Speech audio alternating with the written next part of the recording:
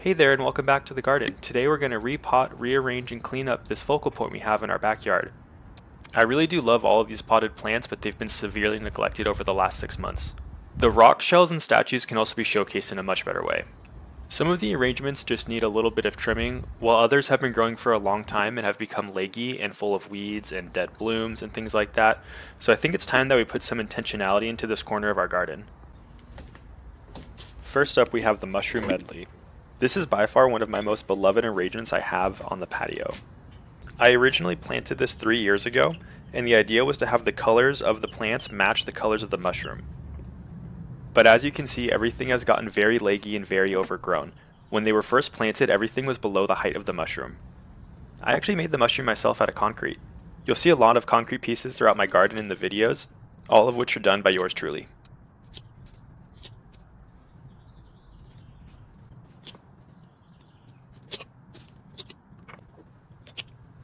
I get started by chopping off all the tall pieces to create new small plants that I can use to redo the arrangement.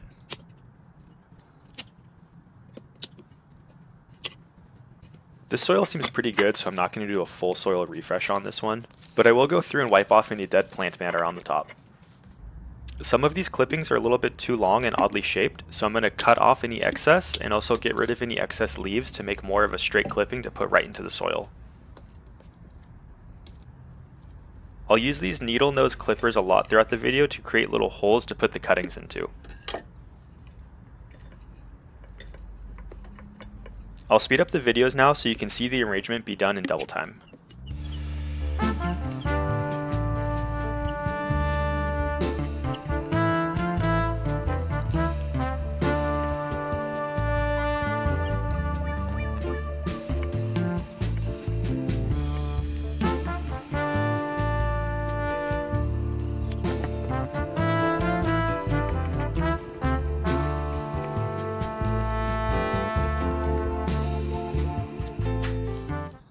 Again, we'll go through here and trim off any excess stem and any lower leaves that we don't need in order to create the height of the succulent that we want.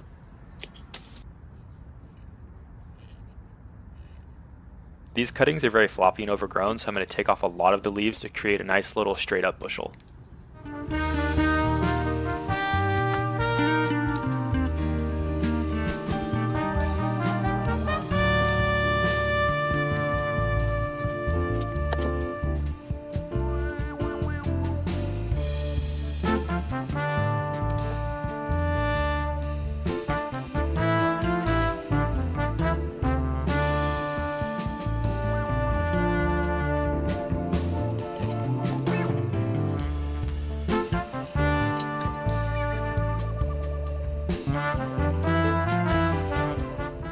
With everything placed and the soil compacted, it's time to add the mushroom back. I'm super stoked with how this one turned out. I love how all the colors really complement the mushroom in the middle.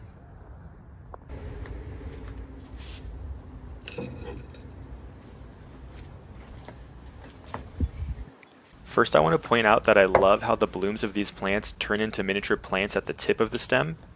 You can take that little guy and pop him right in the soil and he'll eventually grow. I'm only going to take off this one that's kind of jetting to the side and replant it to make it a little smaller, but overall I'm really happy with how this one is doing, so I'm going to leave it as is.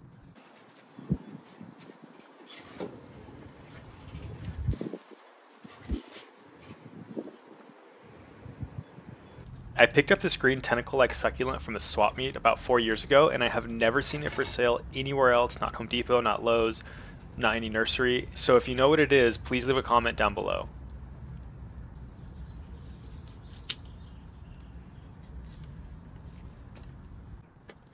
This plant is just bursting out of the pot. When I originally planted it, the soil was below the rim of the pot, and now it's just coming up.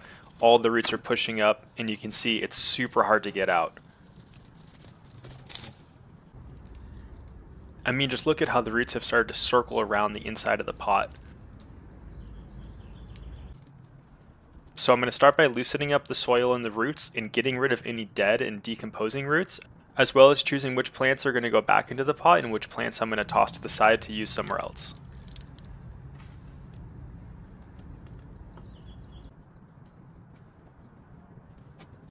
I've kept only a small portion of the original plant intact to see how small the root ball has become, because I've decided that I want this to be the main plant. Since the plant was so root bound, I'm going to use all new soil for this one.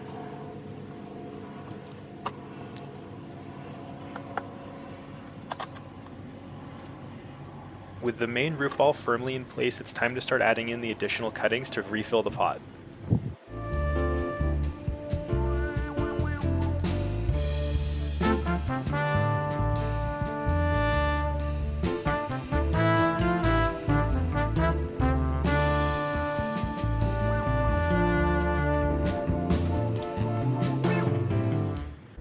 I am stoked with how clean this one turned out, and we'll just have to wait and see how long it'll take for it to get root bound again.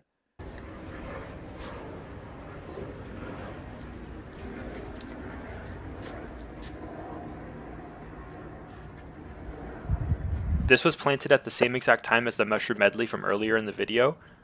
These succulents really remind me of walking through the tide pools during low tide down at the beach. I think the reds, the greens, the blues, and the yellows really complement each other and make it look even more like coral or anemones or things like that you might see down there. Now that it's been growing for about 2 years, we have a better idea of how these succulents will grow over time, so we know which ones to keep and which ones to replace and which ones to move around. For the most part, the soil looks really good in this one, so I'm just going to take the dead debris off of the top and leave the soil and the root balls in. Hopefully the root balls will sprout new growth over time. This variegated jade is one of the funkiest plants I think I've ever come across. I've never had success in getting them to grow really big, but when I moved into my new house, there's one in our yard that's probably 3 feet tall and 3 feet wide, and I absolutely enjoy it so much. This arrangement's really coming together, so I'm going to speed it up a little bit and let you guys watch me plant the rest of the cuttings.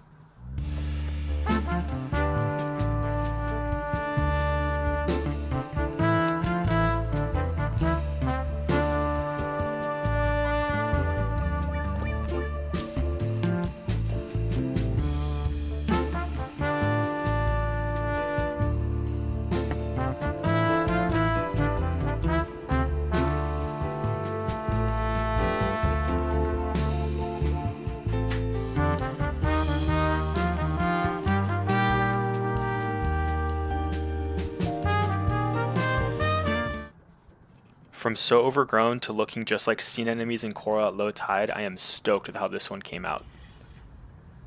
Just look at how those colors pop against each other.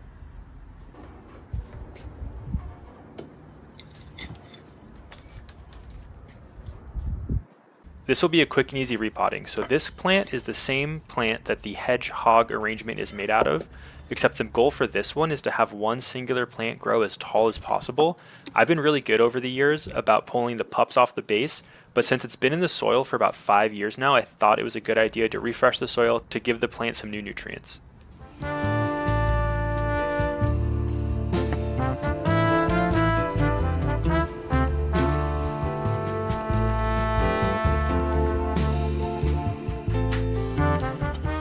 It started out about 4 inches tall, so I'm super hyped on how tall it's gotten.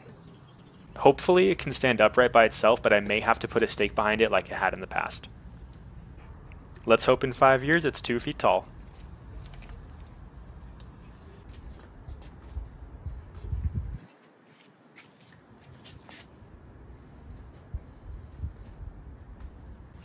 I've been trying to grow these two plants for about 2 years now, and I've tried growing them in so many different pots, arrangements, even in the palette that I have, and they never did well.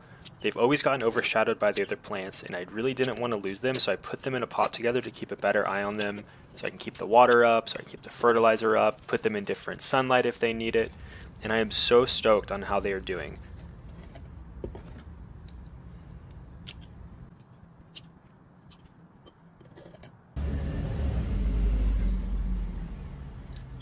Because of how delicate the variegated Aeonium is, I'm going to leave it in the pot and then replant the darker succulent around the front of it.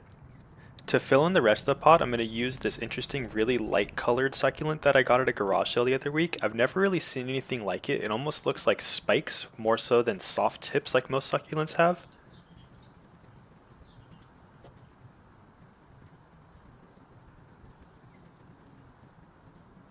Even though it's super simple, I think this is my favorite of the day.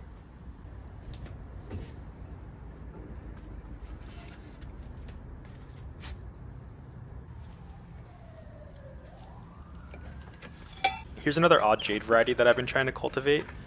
This one doesn't need much work, just trimming up the base of the plant to make it look more like a tree. And just like that, it looks like we did nothing.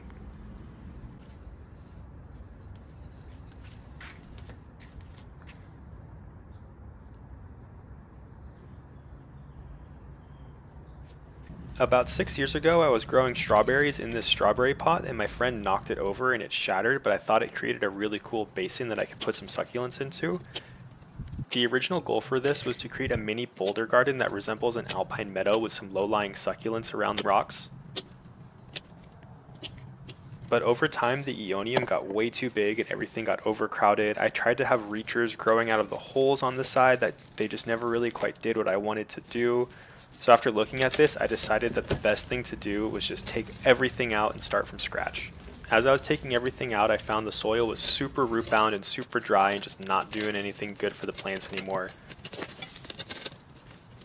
It was so root bound that I had to get in there with the clippers to push the roots out of the bottom and just hope that I didn't break this pot as I was trying to get all these roots out of there. I ended up using every trick I had to get the soil out of this pot without breaking it. With the pot empty, I put the new soil in, and I probably sat here for close to an hour rearranging things, replanting things to get it just right. So I'm going to speed up the video so you guys can watch as the pot comes together.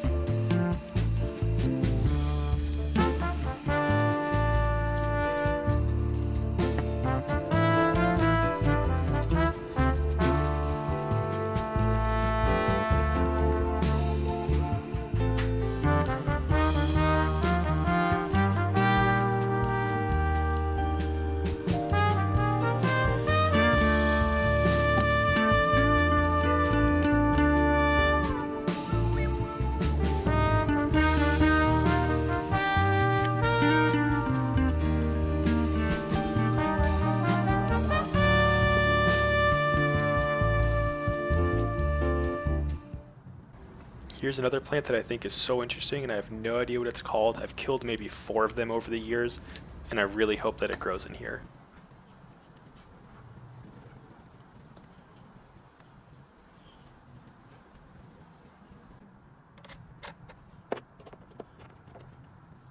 I'll be honest with you, I spent so much time working on this arrangement, but I'm so happy with how it turned out. I love the rocks, how they mingle with the succulents, and I'm really thinking that this will turn out a lot better than the original ones we had in here before.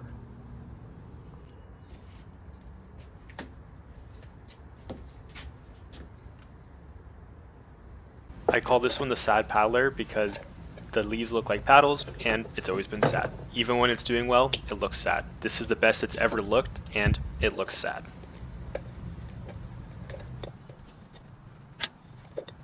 So what do I do with sad plants? I put them in a pot by themselves and this one has popped off.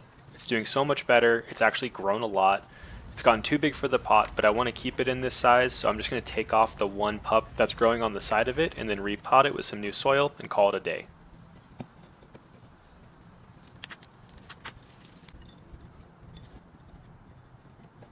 One of the cool things about this one is it's one of the most dense succulents I've ever held, and the petals are so tight in there that it's really hard to rip one off, so you kind of got to let them decompose as it goes. With the plant sitting below the lip of the pot, it's set up for success.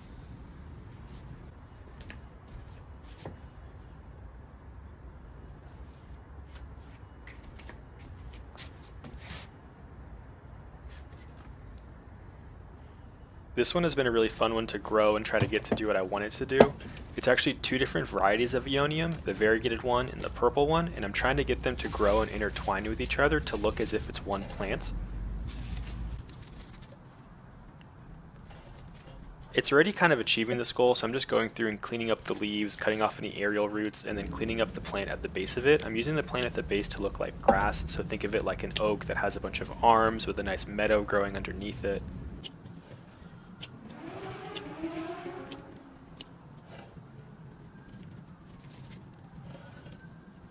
So it's looking pretty good, and you think I could have left it, but nope, I gotta rip it all out, and I'm gonna try to intertwine the plants even more than before. And this turned out to be a good idea, because as I pulled them out, I realized how root bound it all was, and adding some fresh soil will really help this plant.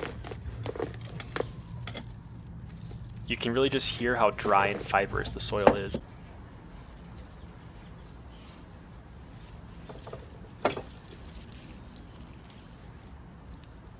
With the root ball sitting at the same level now, I start intertwining everything to make it look even more as if it's one plant, and I'm really happy with how this one turned out in the end.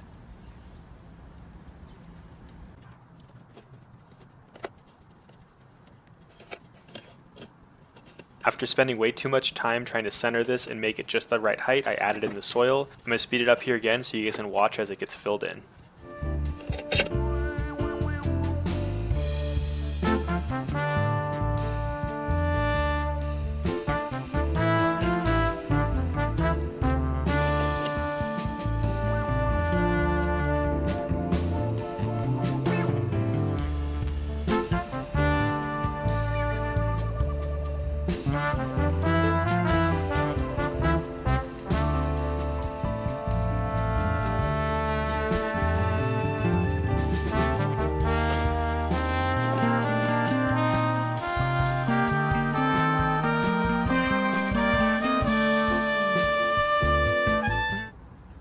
The colors on this one are just so vibrant, and it's going to look so good on the patio. This one gets its name mainly from the pot that it's in, but since it grows so slow, I like to think that it really knows way more about all the other plants than all the other plants know about it. If you've made it this far in the video, you've probably noticed that this variety of Aeonium I have in so many other pots, and I think it's just so funky with the flat trunk that I can never throw away any cuttings of it, and I always have to keep growing it. That one was mainly just cleaning up the roots that had grown out the bottom of the pot, and I think it's doing well. Now onto a familiar plant, the tiger's jaw. I have tried these in so many different pots and different arrangements, and they never seem to do well. I've come to the tried and true conclusion that I just have to put them in their own pot so I can keep an eye on the water level, keep an eye on the sunlight, just make it easy for myself.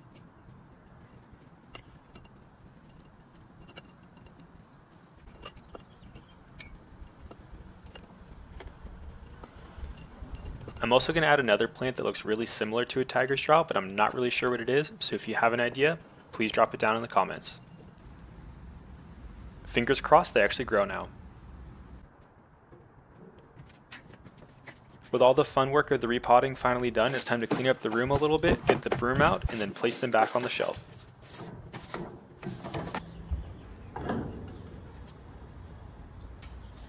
Thank you all so much for sticking around for this big repotting video.